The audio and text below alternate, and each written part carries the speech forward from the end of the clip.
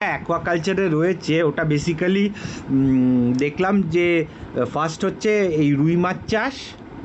হ্যাঁ, কীভাবে রুই মাছ কী কী ব্রিডস ব্যবহার হয়, মানে আমি ব্রেকডাউন করে দিচ্ছি কী কী রুই মাছের মানে আমাদের 3টে মেজর কার্প আছে ইন্ডিয়ার, 3টে মাইনর কার্প আছে। এই 3টের না সায়েন্টিফিক নেম এখানে কিন্তু এরা ইটালিক্স করে দেয়নি, ওটা তোমরা যখন লিখবে খাতায় ওটা যেন তুমি আন্ডারলাইন করবে।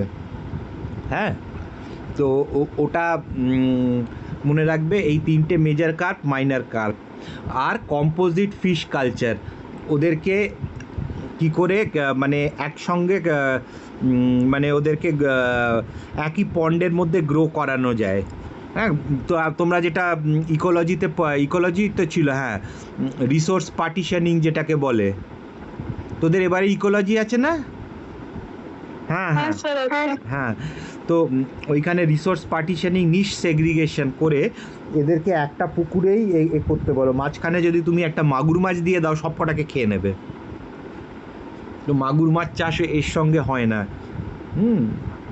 একটা জিনিস মনে রাখতে হবে মাছ চাষের মধ্যে, যে ফার্মাররা সেই মাছই চাষ করতে চায় যাদের একটা হচ্ছে বিক্রি হয়, আর তাদের কস্ট আর প্রফিট রেশিওটা বেশি হয় যে যারা ভেজিটেরিয়ান মাছগুলো হয়।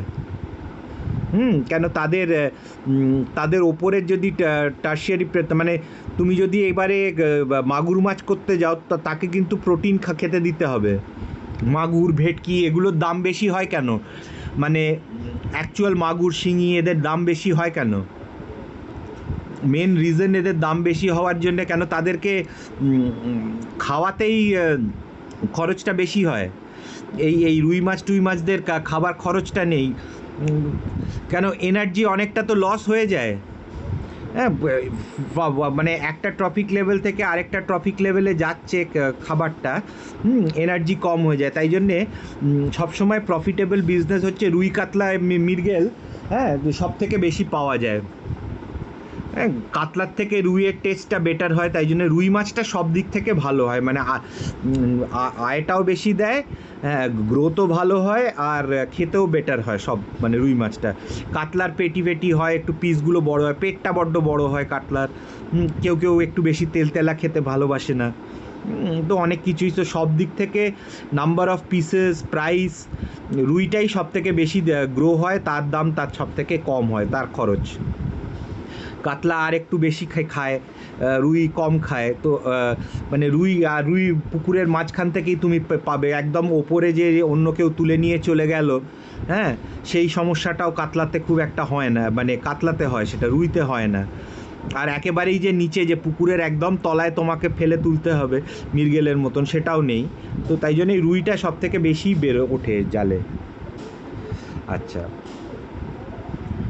আর এরপরে হচ্ছে তোমাকে চিংড়ি কালচারটা, মানে একটা ফ্রেশ ওয়াটার চিংড়ি, আর একটা হচ্ছে ব্র্যাকিশ ওয়াটার হচ্ছে ওই সমুদ্র আর নদীর যে মাঝামাঝি, ওই সমুদ্রর কাছে ফ্রেশ ওয়াটার যেগুলো নোনা টোনা একটু হালকা নোনা হয়, ব্র্যাকিশ ওয়াটার বলে, সেইখানে কালচারটা করা, সেইটা পড়তে হবে।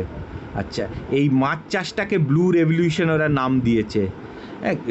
এটা for sure India is a global leader in aquaculture production, although এখন থাইল্যান্ড ওসব ওভারটেক করে গেছে, হ্যাঁ, প্রন কালচারেতে, কিন্তু স্টিল ইট ইজ আ লট। আর আমাদের ইন্ডিয়াতে 7,500 kilometre coast line, extensive river network, numerous pond, পুকুর আছে, তাই জন্যে আমাদের এখানে মাছ চাষটা ভালোই হতে পারে। আর মাছের দাম, মানে affordable proteins to millions of Indians. দেখবি গরিব বাড়িতেও মাছটা পায় খেতে, মাংসটা বিশাল ব্যাপার হয়, কিন্তু মাছটা মোটামুটি রোজই থাকে, এক পিস মাছ খেতে পারে। আর একটা মাছ চাষেতে একটা rural employment, foreign exchange earning, এগুলো তো ব্যাপারই রয়েছে। তো কাল্টিভেবল কার্প স্পিসিস, কার্প হচ্ছে এক জাতীয় মাছ, হ্যাঁ, তাদের মেন জিনিসটা হচ্ছে মাছের, ওদের কিন্তু দাঁত নেই, ওদের গলাতে ফ্যারিঞ্জিয়াল টিথ আছে, ভেতরে ফ্যারিংসেতে ওদের ফ্যারিঞ্জিয়াল প্লেটস রয়েছে, ওইগুলোই ওদের দাঁতের মতন। কার্পের এটা একটা বৈশিষ্ট্য। তো বিভিন্ন অ্যাকোয়াকালচার সিস্টেম রয়েছে। আর আরেকটা যেটা পড়তে হবে pearl culture, formation of pearl, কীভাবে মাদার অফ পার্ল কাকে বলে, আর ফরমেশন অফ পার্ল, আর কিভাবে তোমার মানে কোথায় কোথায় পার্ল কালচার কীভাবে আর্টিফিশিয়ালি রেয়ার করা হয়, এই হচ্ছে তোমাকে এর মধ্যে পড়তে হবে। তো কাল্টিভেবল কার্প স্পিসিসদের মধ্যে মানে এটা হচ্ছে মানে খুব fast growth and high adaptability. তুমি পুকুরেও ওদেরকে চারা ছেড়ে দিলে গ্রো করে যাবে। আমাদের বিবি কলেজ পুকুরেতেও ছোটো ছোটো কুচি কুচি চারা ছেড়ে দেওয়া হয়েছে, সেগুলো চারাপোনা সাইজ হয়ে সব তুলে খাওয়া হয়েছে। মানে আমাদের না খাইয়ে বা অন্যরা খেয়েছে, কিন্তু সব বললো যে ওইগুলো তুলে যারা ছেড়েছিল তারাই তুলে খেয়ে নিয়েছে।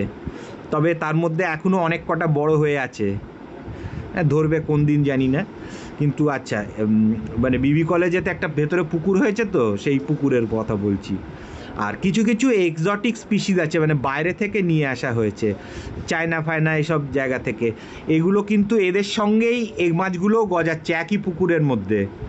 হ্যাঁ, মানে এদের মধ্যে কম্পিটিশান হয় না, তাই জন্যে এরা কমপ্লিট কম্পিটিটার্স নয়। তাই মানে কম্পিটিটার হয়েও কিন্তু তারা নিশ সেগ্রিগেট করে তারা একসঙ্গেই তাদেরকে তুমি চাষ করতে পারো। মানে একই পুকুরে 6 ভ্যারাইটিস অফ ফিশ পেতে পারো তুমি।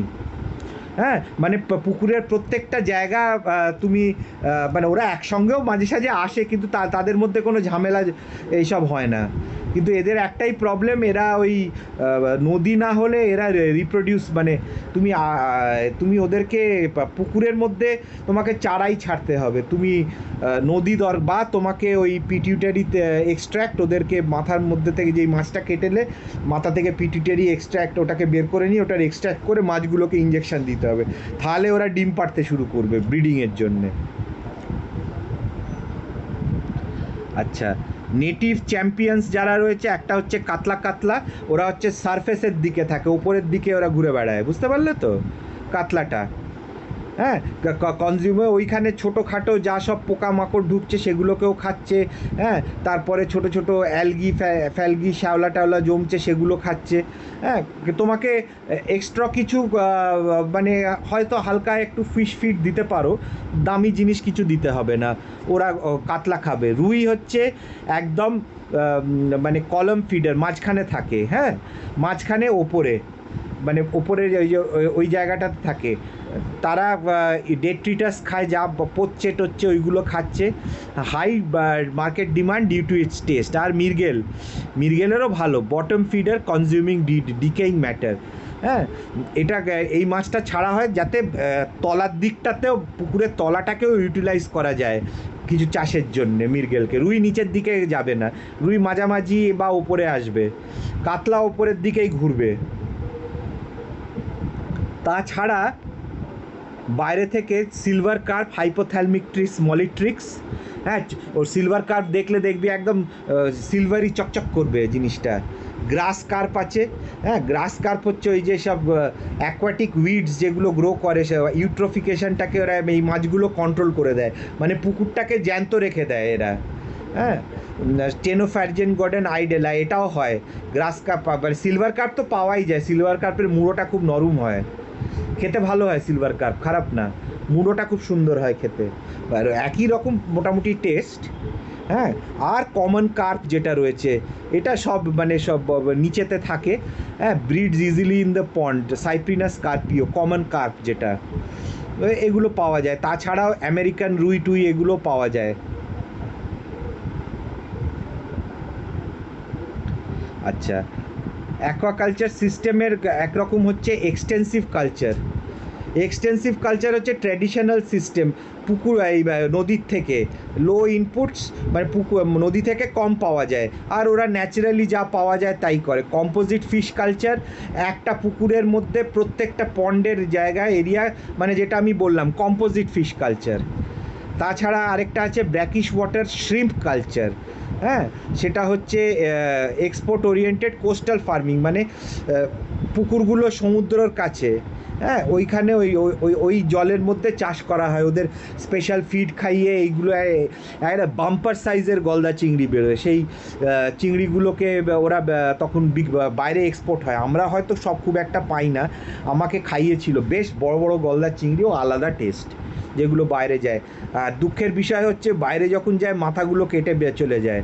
হ্যাঁ, ওরা তলার পাটটা খায়, মাথাটা খায় না। মাথাগুলো সব ইন্ডিয়াতে বিক্রি হয়, ওগুলো খায়। ওগুলোই যা দারুণ খেতে, কত ঘিলু থাকে ভেতরে। তাছাড়া ইন্টেন্সিভ কালচার আছে high density system with complete environmental control. এটা মানে এক্সপোর্টের জন্য এইসব হয়, মানে একেবারে যেরকম মাছ চাও সেই রকম মাছ হবে। আচ্ছা, এক্সটেন্সিভ ভার্সেস ইন্টেন্সিভের মধ্যে এক্সটেন্সিভ কালচারে লো স্টকিং ডেন্সিটি, পুকুরগুলো বিশাল বড় বড় হয় বা নদী হয়। হ্যাঁ, realise on natural food sources, natural পুকুরে মাছ ছেড়ে দিয়েছে, আমাদের যেটা হলো হ্যাঁ ও মানে চারাপোনা করেই খেতে হলো, কোনো এক্সট্রা সাপ্লিমেন্টারি কিছু দাওনি। লো ইনপুট কস্ট, মানে তোমাকে কিছুই খরচ করতে হবে না, কিন্তু তোমার ইলটাও কম হবে। আমাদের এই যে ট্র্যাডিশনাল ভেড়ি, মানে আমাদের মানে ছোটো ছোটো পুকুরে মাছ ছেড়ে দিয়েছি, ব্যাস ওই রকম।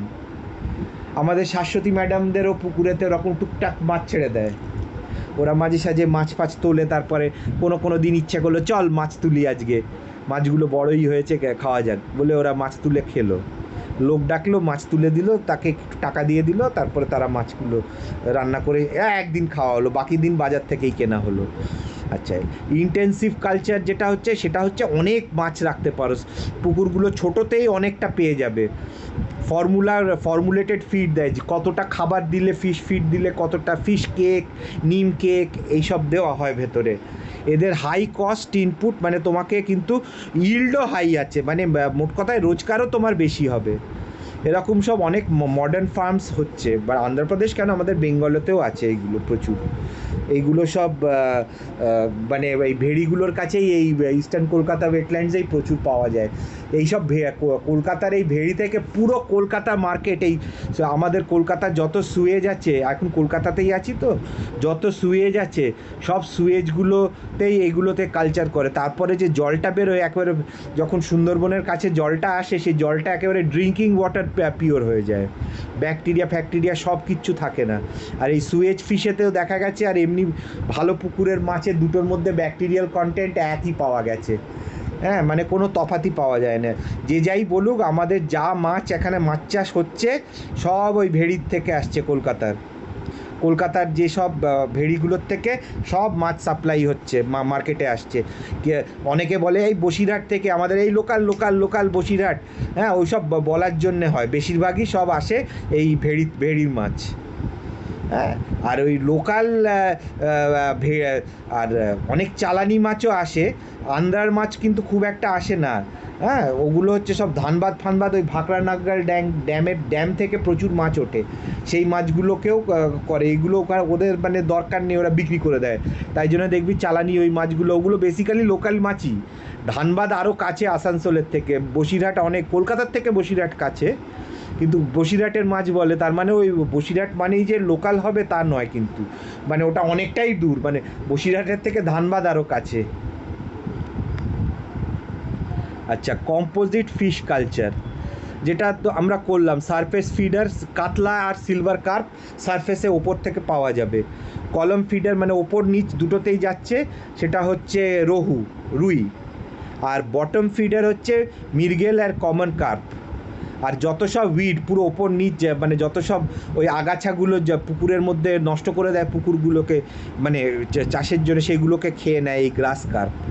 হ্যাঁ, মানে প্রত্যেকটা ফুড নিশ পন্ডের ইউটিলাইজ হচ্ছে ম্যাক্সিমাম প্রোডাকশান 4 to 6 টনস পার হেক্টেয়ার পার ইয়ার, মানে 6 টন মাছ, মানে 6000 কিলো মাছ হচ্ছে একটা হেক্টেয়ার, একটা একরের মধ্যে। হ্যাঁ, তার মধ্যে একটা বছরে মানে প্রচুর মাছ হয়। এবারে শ্রিম্প কালচারে দেখা যাক, ব্র্যাকিশ ওয়াটার, ও কালচার করতে গেলে প্রথমে পন্ডটাকে প্রিপেয়ার করতে হবে।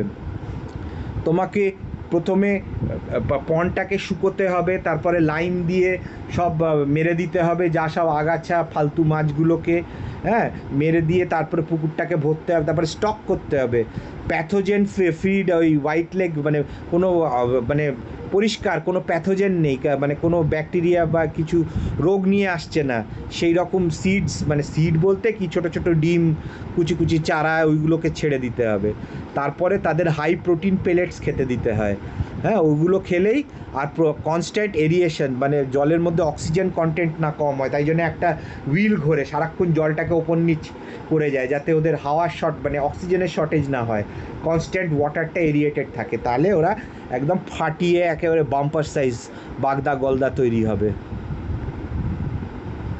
ফ্রেশ ওয়াটার যেটা আমাদের গলদা চিংড়ি, জায়েন্ট রিভার প্রন, হ্যাঁ, সেটা হচ্ছে ম্যাক্রোব্যাক ব্রেকিয়াম রোজেনবার্গি, লার্ভা রিকোয়ার, ওদের যখন লার্ভাল স্টেজ ব্র্যাকিশ ওয়াটার, হালকা নোনা দরকার হয় তাদের।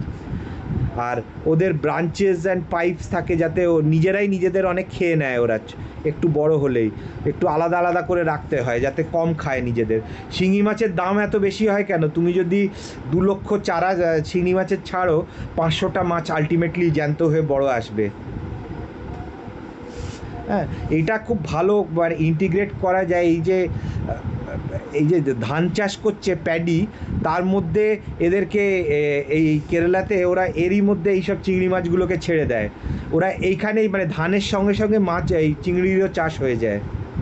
এটাও একটা মানে এই সিস্টেমটাও ইউজ করলে, কেন একটু ডুবিয়ে রাখতে হয় তো, তার মধ্যে একটু বড়, একদম কচি না, একটু নোনা জল দিলে চলবে না, কিন্তু একটু মানে বেটার, একটু যখন বড় হয়েছে সাইজেতে, ওরা এর মধ্যেই রেখে দেয়, তাহলে ওই ওদের আগের যে নোনা পুকুরটার, ওটা নতুন চারা ছেড়ে দেয় ভেতরে, তো এইখানে ওরা আবার গ্রো করতে শুরু করে দেয়।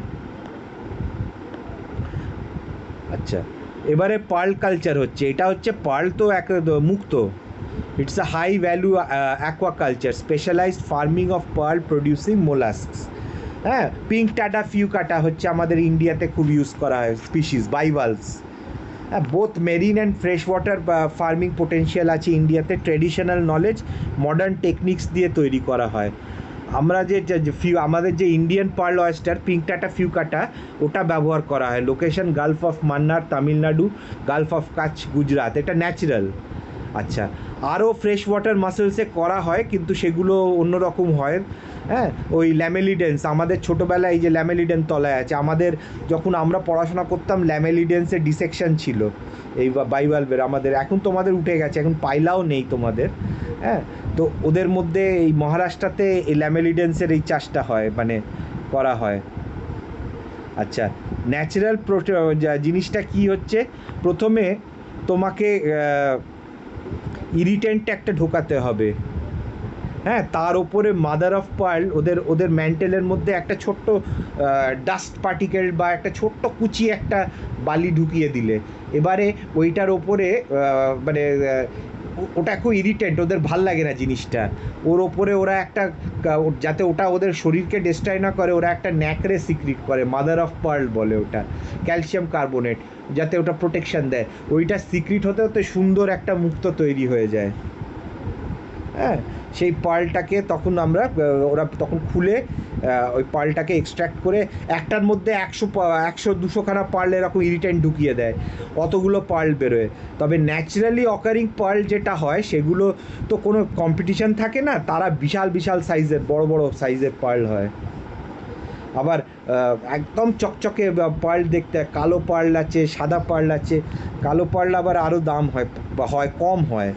তো বিভিন্ন রকম দেখ শেডসে পার্ল আসে, ডিপেন্ডিং আপন মানে কীরকম টাইপ অফ জল হয়েছে, কীরকম ইমপিউরিটিস আসছে, তার উপরে এই কালার্সগুলো এসে যায়।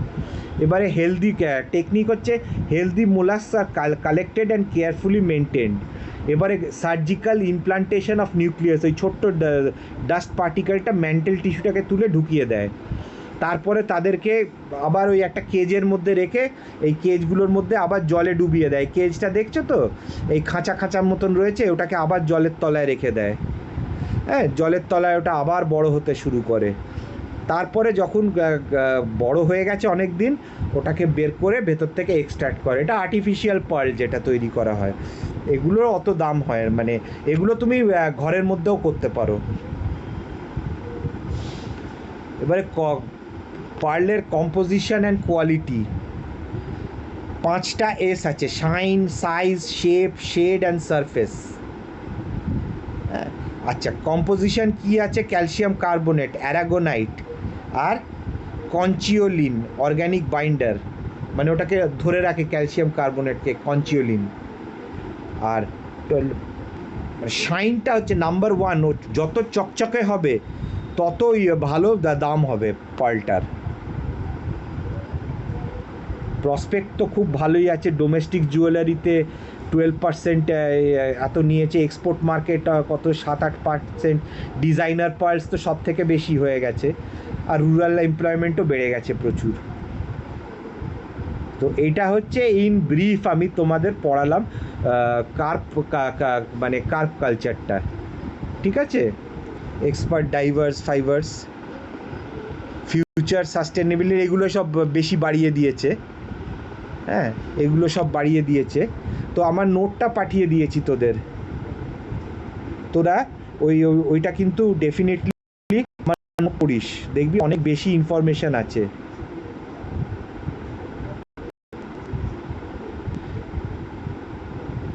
ঠিক আছে, কোনো কোয়েশ্চেন আছে? না স্যার। ঠিক আছে, রাখছি। না, স্যার। তোদের নেক্সট ক্লাসটায় তাড়াতাড়ি নেব, আমি তোদের বলে দিচ্ছি কবে নেব। হ্যাঁ।